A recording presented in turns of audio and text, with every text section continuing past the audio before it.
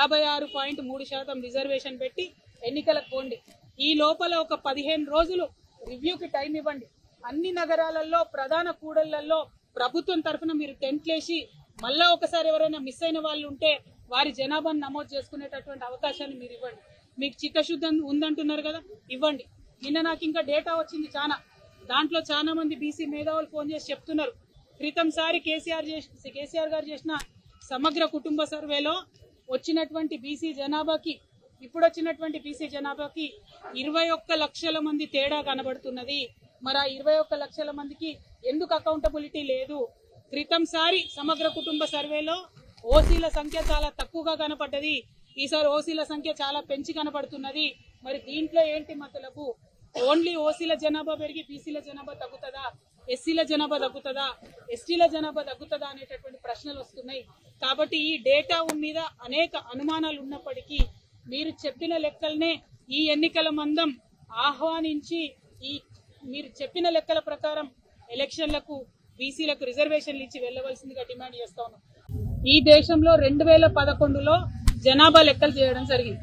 2011లో చేసినటువంటి జనాభా లెక్కలలో మన తెలంగాణ ప్రాంతంలో 83 లక్షల ఇండ్లు అంటే 83 lakh హౌస్ హోల్డ్స్ ఉన్నాయని చెప్పింది.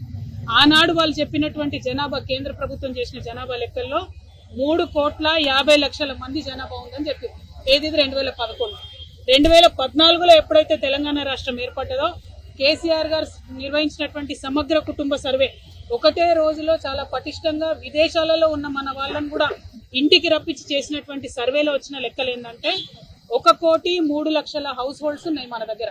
1,03,00,000 హౌస్ హోల్డ్స్, 3,68,00,000 జనాభా అని ఆనాడు మనం అనుకున్నాం. అంటే కేవలం 4 ఏళ్లలో 2011లో పెట్టినటువంటి చేసిన లెక్కల నుంచి 2014లో చేసినటువంటి లెక్కలకే 20 లక్షల ఇండ్లు పెరిగినాయి ఆనాటి. అది పక్కన పెడితే ఇవాళ 2014 నుంచి 2024 సంవత్సరంలో ఉన్నాం. 10 సంవత్సరాల తర్వాత వాళ్ళు లెక్క పెట్టేటప్పటికి చెప్తుంది, ఇది మనం ఉన్నది 25లో కానీ వాళ్ళు లెక్క పెట్టింది 24లో. ఆ 24లో చేసినటువంటి లెక్కలో 10 ఏళ్ల తర్వాత చేసినటువంటి లెక్కలో కాంగ్రెస్ ప్రభుత్వం ఏం చెప్తుంది? 1,15,00,000 ఇండ్లు ఉన్నాయని చెప్తున్నారు. 1,15,00,000. జనాభా ఎంత అని చెప్తుంది? 3,70,00,000 అని చెప్తుంది. మనకు 11 నుంచి 14 వరకు చేసినటువంటి లెక్కలలోనే సంవత్సరానికి 6 లక్షల కుటుంబాలు పెరుగుకుంటూ పోయినాయి. ఆ లెక్కన చూసుకుంటే ఈ 10 ఏళ్లలో ఎన్ని ఇండ్లు పెరగాలి? కనీసం 60 లక్షల కుటుంబాలు పెరగాలి. మనము బీఆర్ఎస్ పార్టీలో మనము 2023 వరకు అంటే 10 సంవత్సరాల్లో ఇచ్చినటువంటి కళ్యాణ లక్ష్మి చెక్కులే అంటే పేదవారికి ఇచ్చేటటువంటి కళ్యాణ లక్ష్మి చెక్కులే 13,78,000 ఉన్నాయి. అంటే అట్లీస్ట్ కొత్తగా 13,78,000 మంది కుటుంబాలు క్రియేట్ అయినాయి. కానీ ఈ ప్రభుత్వం చెప్పే లెక్కలు ఎట్లున్నది? 12 లక్షలు కూడా పెరిగినాయని చెప్తలేదు.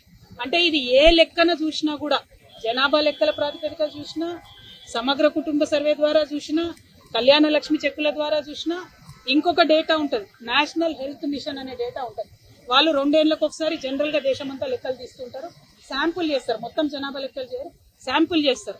అది అథెంటిక్ గా కేంద్ర ప్రభుత్వం డేటా. అందులో కూడా వాళ్ళు ఏం చెప్తారంటే 50 నుండి 52% బీసీలు ఉన్నారు తెలంగాణలో వాళ్ళు చెప్తుంటారు ప్రతి 2 ఏళ్ల కోసం. కానీ ఇవాళ ఈ ప్రభుత్వం ఏం చెప్తుంది? కేవలం 46.2% బీసీలు ఉన్నారని చెప్తున్నది.